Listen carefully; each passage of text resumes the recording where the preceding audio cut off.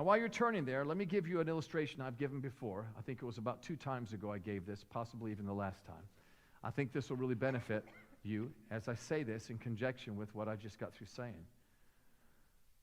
If you were to go to Times Square, New York City, on a beautiful, clear night, and try to look up through the lights of the city to see the stars, would you be able to see the stars? It's kind of interesting how the lights of the city that are above you kind of blind you from being able to see through them. Isn't that right? Are the stars there? Yes, of course. But it's real difficult to see them, isn't it? Well, if you went 30 miles west, out into upstate New York, kind of like the mountains here, Appalachian Mountains, you got the Adirondacks up there. You know, if you went 30 miles west into upstate New York, and you're out there, you know, just in God's green earth, up on the top of a hill, and you looked up into the heavens on a clear night, could you see the stars? Oh, yeah, sure. And you all know what that's like, just being out here with all the woods and stuff, how tranquil that is. Amen.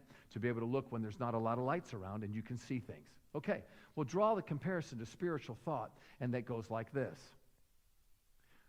The lights of the city represent society. The closer you're attached to society, the less you'll have an expression of God in your life. It'll be more difficult to see what's there. Oh, you can look all you want. You'll even squint if you want, but it's real difficult to see. You have to do things like this because you're surrounded by things that are doing what? That are obscuring your vision of God. Is he there? Oh, yeah, he's there. Are you seeing him, taking advantage of him? Not really. In fact, you're more overwhelmed by what you're connected to. But if you disconnect from the things of society, now I realize we got jobs, we got this, we got that, but it all comes in a matter of perspective. When you're on your job, when you're doing the things that you're doing, how conscious are you of God while you're doing that? Is it possible? Is it possible? You have to ask yourself the question. Is it possible for me to have in the back of my mind and work it from the back of my mind to the fore part of my mind, the idea that God's with me at all times and I'm communing with him no matter what I'm doing? Is that possible?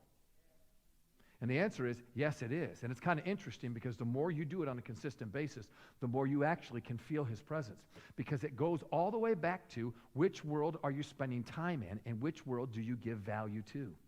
If you're literally on your job and you're paying attention to the fact that God's with you, the more you do that, the more you'll sense him. The more you sense him, the more you believe in him. The more you believe in him, the more you see results that he's actually with you. Because if there's 2 people on the job, and 2 people can get more done than 1 person, why aren't you seeing better results?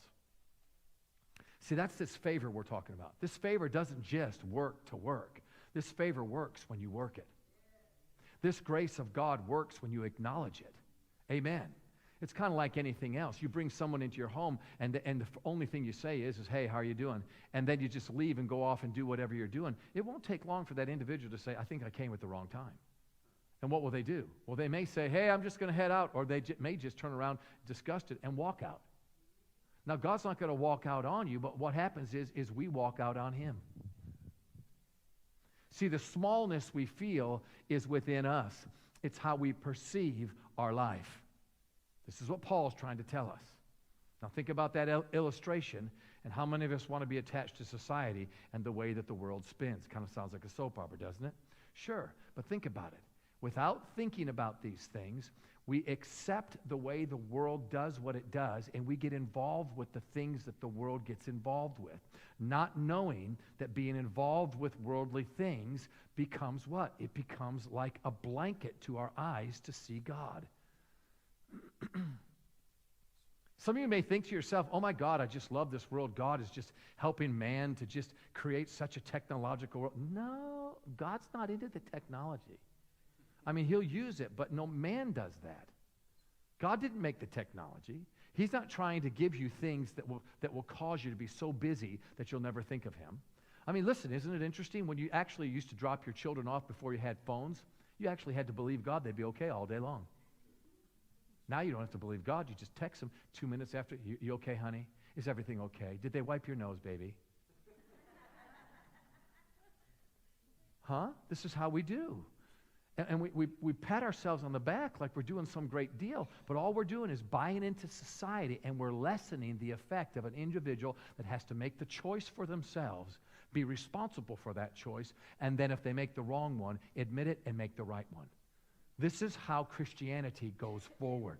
The ability to see what is and the ability to see what's not. Making the right choice, opening up your heart, and experiencing God.